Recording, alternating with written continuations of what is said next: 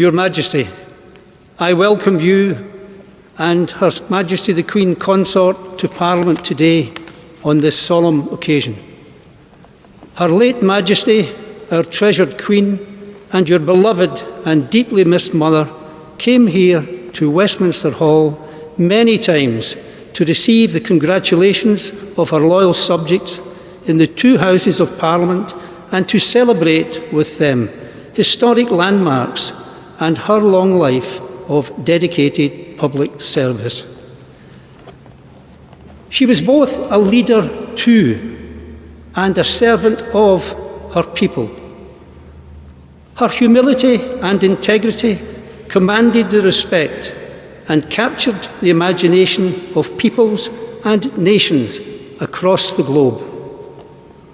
Her late Majesty's joyous, unstinting and reassuring presence across the years made it difficult to contemplate that her long and inspiring reign of deep and unparalleled devotion would ever end.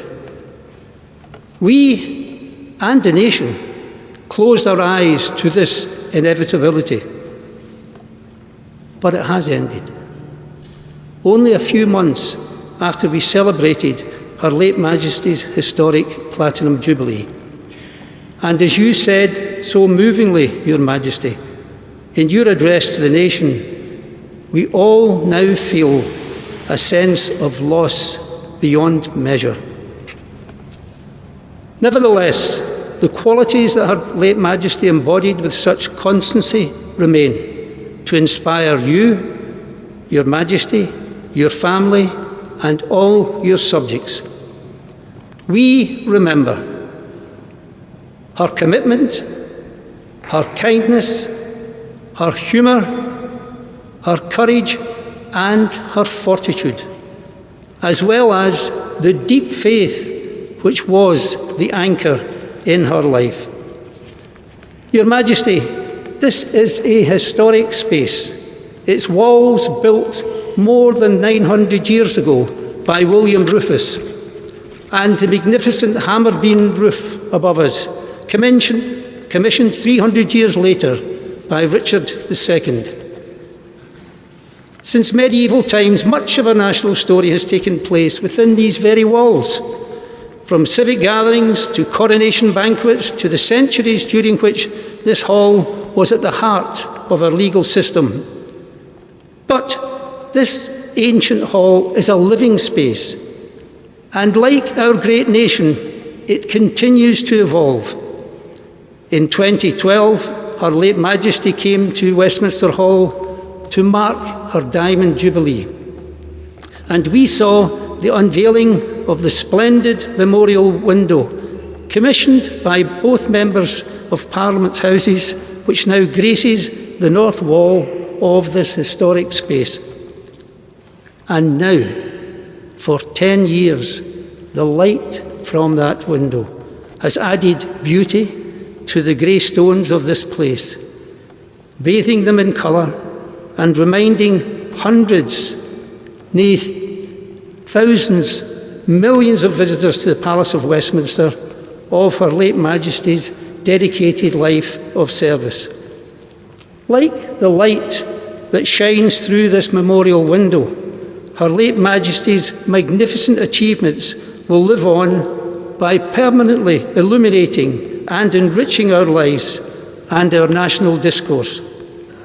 Your Majesty, even as we mourn the loss of our dear Queen, we and future generations will draw strength from her shining example. Your Majesty, on behalf of all the members of the House of Lords, I pledge my loyalty to you and wish you and Her Majesty, the Queen Consort, well in the life of service to which you have dedicated yourself. We are proud and indeed humbled to welcome you as our King, and we look forward to welcoming you on many more occasions to Parliament and to this hall in the years ahead. Finally, Your Majesty, the House has commissioned me to deliver the following humble address, which their lordships agreed on the 10th of September. I shall now read the address. Most gracious Sovereign, we, your Majesty's most dutiful and loyal subjects, the Lords spiritual and temporal in Parliament assembled, beg to leave to convey to your Majesty the deep sympathy felt by this House in the grief your Majesty has sustained by the death of our late beloved Queen, your Majesty's mother of blessed and glorious memory. To extend to all the royal family the deep sympathy of this House in their grief, which is shared by all members.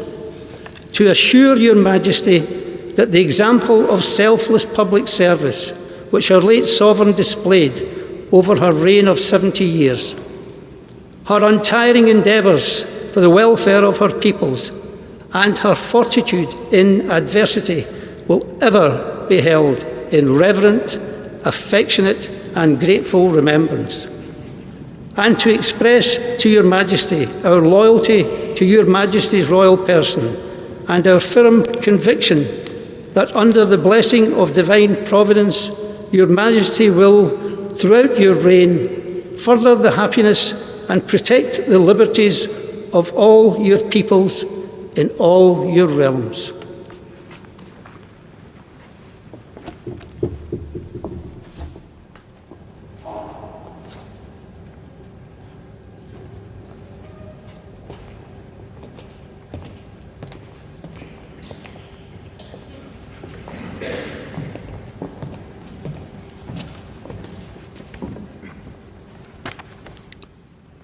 Your Majesty, let me repeat our welcome to you and to Her Majesty, the Queen Consorts. On this solemn occasion, members of both Houses of Parliament gather here to express our deep sympathy for the loss we have all sustained in the death of our Sovereign Lady, Queen Elizabeth. We have seen that this is a loss that is felt around the world. It is a loss to the United Kingdom, the overseas territories, the Crown dependencies, and many countries over which she reigned. It is a loss to the entire Commonwealth, which she did so much to nurture.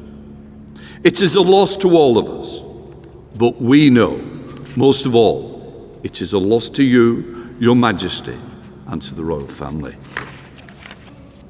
Newspapers have been filled with photographs of Her late Majesty since the news broke. The most touching have been the glimpses into the family life which we usually kept sheltered from public view.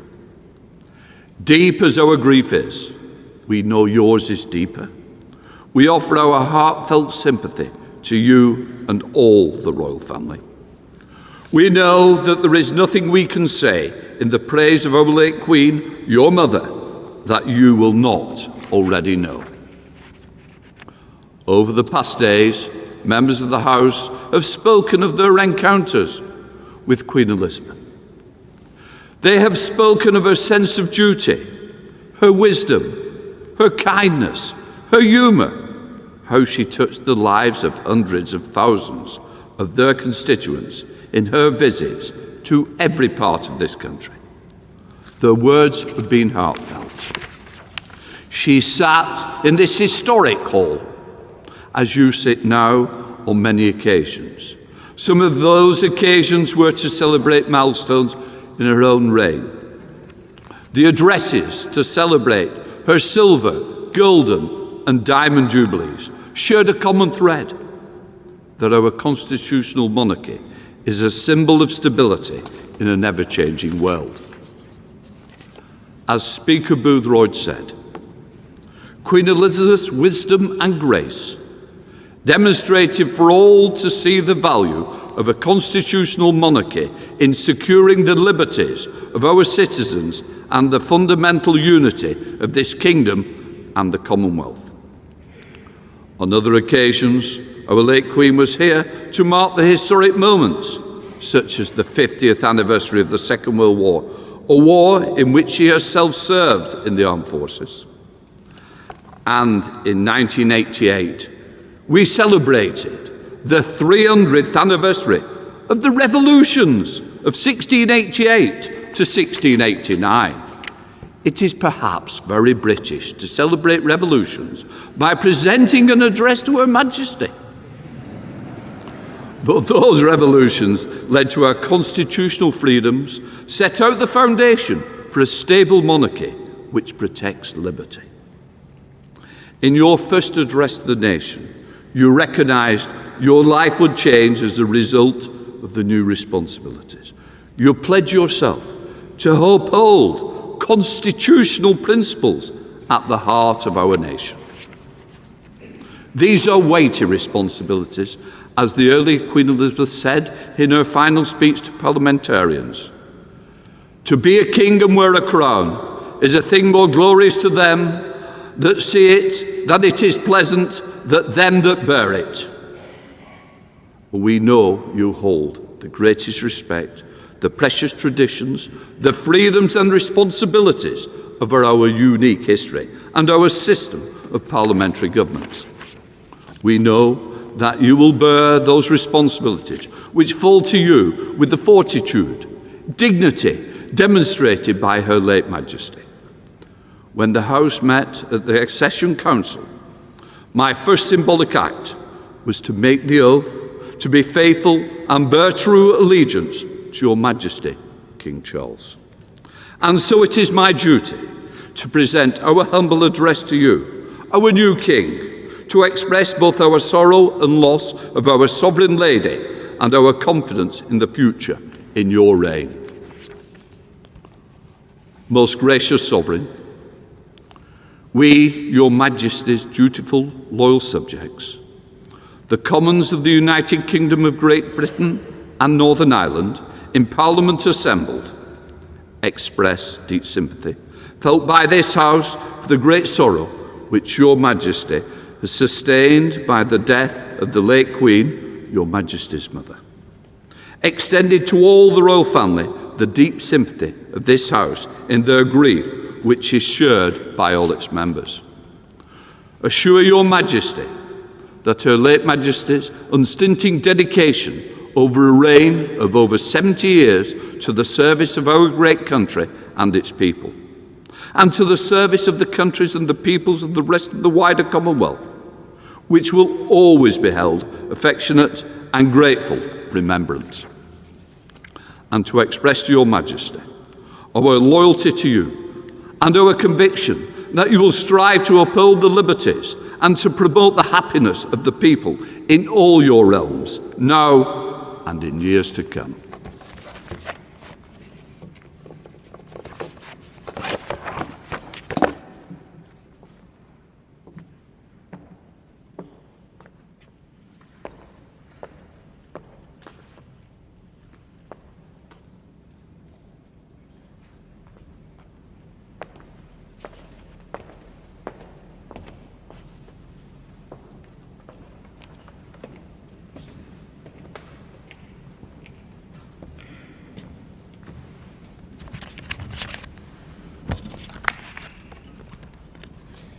My Lords and members of the House of Commons, I am deeply grateful for the addresses of condolence by the House of Lords and the House of Commons, which so touchingly encompass what our late sovereign, my beloved mother, the Queen, meant to us all.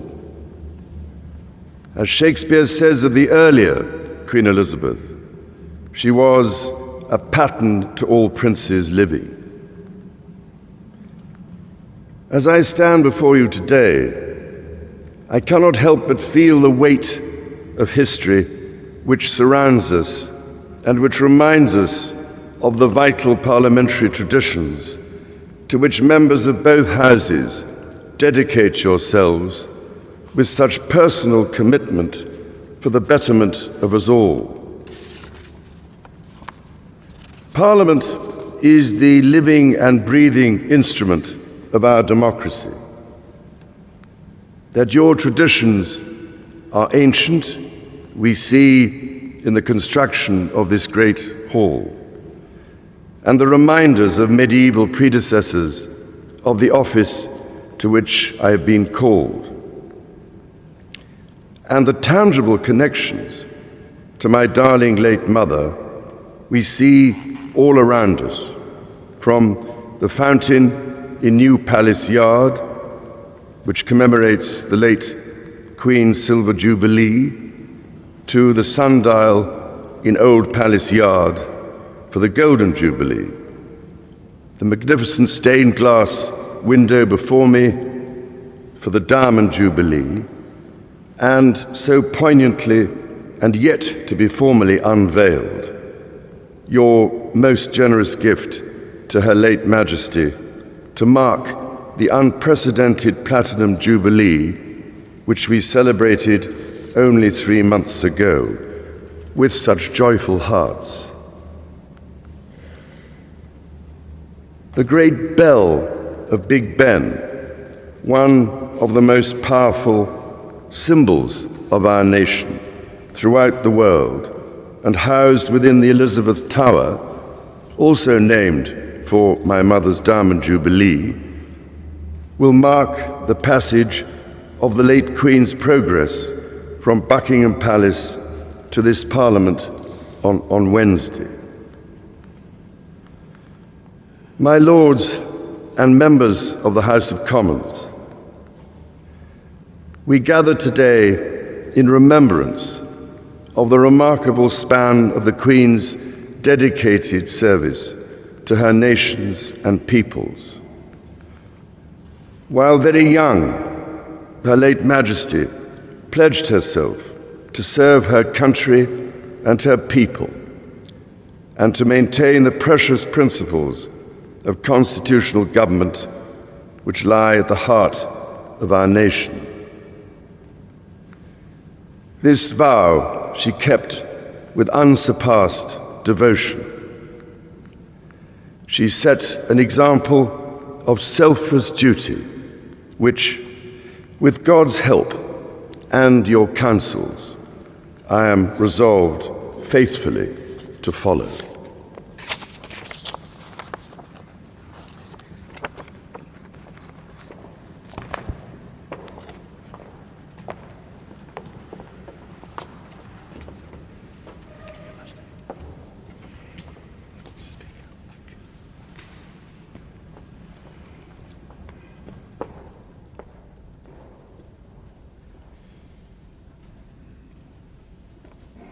King's bodyguard.